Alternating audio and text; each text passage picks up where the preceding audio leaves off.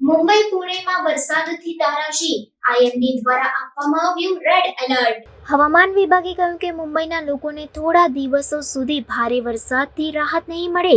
આઈએમડીએ પણ આ અંગે રેડ એલર્ટ જાહેર કર્યું છે. આ પછી બૃહ મુંબઈ મ્યુનિસિપલ કોર્પોરેશન BMCએ ગુરુવારે શહેરની તમામ શાળાઓ અને કોલેજોમાં રજા જાહેર કરી છે. હવામાન વિભાગની ચેતવણી બાદ BMCએ પણ વાલીઓને જરૂરી સાવચેતી રાખવા વિનંતી કરી છે. ગુરુવારે મુંબઈના ઘણા વિસ્તારોમાં 100 mmથી વધુ વરસાદ થયો હતો.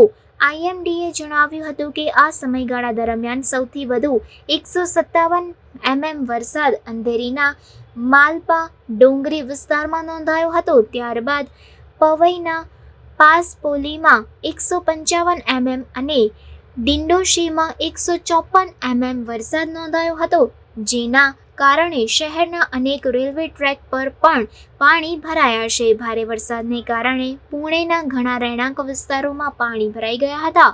ગુરુવારે એટલે કે 25 જુલાઈ 2024ના રોજ લગભગ 70 લોકો માટે બચાવ કામગીરી હાથ ધરવામાં આવી હતી. આ વરસાદમાં પુણેની ઘણી રહેણાંક કોલોનીઓ ડૂબી ગઈ છે. પુણેમાં ભારે વરસાદથી લોકોને બચાવવા માટે સેનાને રસ્તા પર આવવું પડ્યું હતું. પૂરના પાણીથી ખરાબ રીતે પ્રભાવિત સિંહગઢ રોડ વિસ્તારમાં લોકોને બચાવવા માટે સેનાની 2 ટુકડીઓ તૈનાત કરવામાં આવી છે. જરૂર પડશે તો સેના લોકોને એરલિફ્ટ પણ કરશે.